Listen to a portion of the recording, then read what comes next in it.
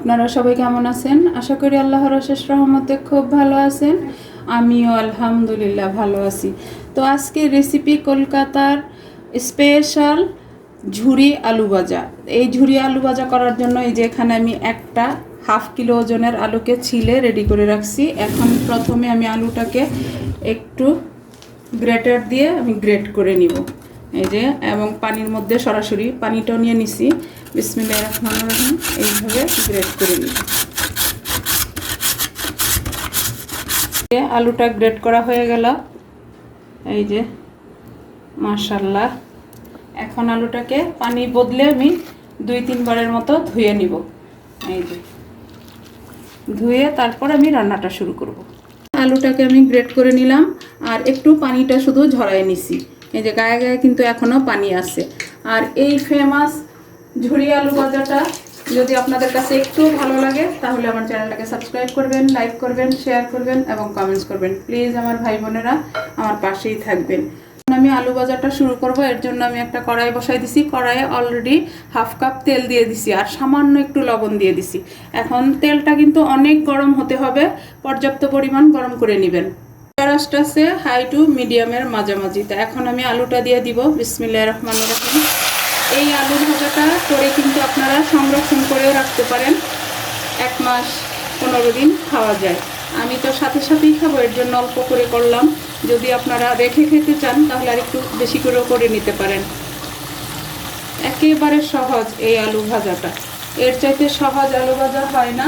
কিন্তু ডালের সাথে খাইতে গরম ভাত দিয়ে যা টেস্টি হয়, যদি বাসায় না বানান তাহলে বুঝতে পারবেন না আমার প্রিয় ভাই বোনেরা। আর যারা ফেসবুক পেজ থেকে দেখতেছেন তারা অবশ্যই আমার পেজটাকে লাইক, শেয়ার, কমেন্টস করে আমার পাশে থাকবেন।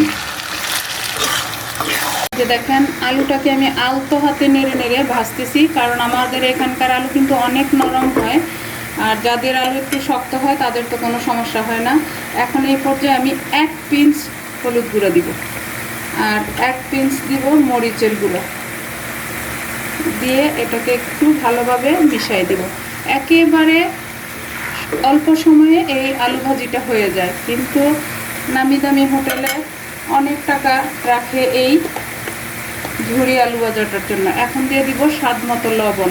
লবণটা প্রথম দিতে গেলে আলুটা একেবারে নরম হয়ে যাবে, এর জন্য আমি পরে দিলাম। আর এখন দিব আমি 6-7টা কাঁচামরিচ ফালি করে নিছি একটু ঝালের জন্য। এখন আপনারা যদি ঝাল কম খান তাহলে কম বেশি করে দিতে পারেন। এখন এই যে এইভাবে শুধু আলতো হাতে নেড়ে নেড়ে আমি আলুটাকে ভাজবো। পর্যায়ে দিব আমি এই যে 3-4টা কারি পাতার ডাল থেকে এই পাতাগুলো দিয়ে দিব। এটার কোনো মেজারমেন্ট নাই, এইখানে 3টা ডালের মধ্যে যেই কটা পাতা হয়েছে সেই কটাই আমি দিয়ে দিতেছি। আর এই আলু ভাজাটা যখনই করবেন এই কারি পাতাটা দিতে চেষ্টা করবেন, তাহলে এটার টেস্টটা দ্বিগুণ হয়ে যাবে এবং এটার ফ্লেভারই আপনি 1 থালা ভাত নিমিশে খেয়ে নেবেন। আলুটার সাথে মিশিয়ে দিব। এই আলুটাও মুচমুচে হয়ে যাবে, কারি পাতাটাও মুচমুচে হয়ে যাবে। কারি পাতা তো শরীরের জন্য অনেক উপকার।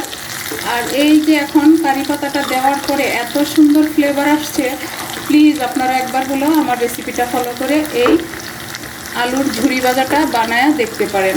আর গরম ভাত আর একটু ডাল হলেই ওই দিন বাস, আর কিচ্ছু লাগবে না। অলমোস্ট 90% আমার আলুটা ভাজা হয়ে গেছে। যখন এরকম ভাজা হয়ে যাবে তখন দেখবেন একটু দলা পাকায়া আছে, এই যে তখন এইভাবে আলতো হাতে নেড়ে দিলেই দলাটা খুলে যাবে। আর একটু ভাজবো, ভাজার পরে একেবারে কুরকুরে হয়ে যাবে। তো একেবারে সহজ না আজকের রেসিপিটা। কুরকুরে আলু ভাজাটা হয়ে গেল।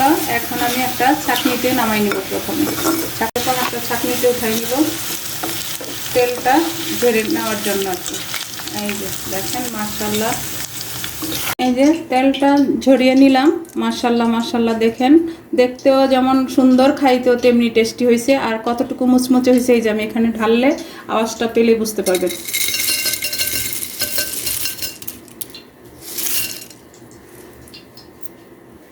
বুঝতে পারছেন যে কতটুকু মুচমুচে হয়েছে আলুগুলা।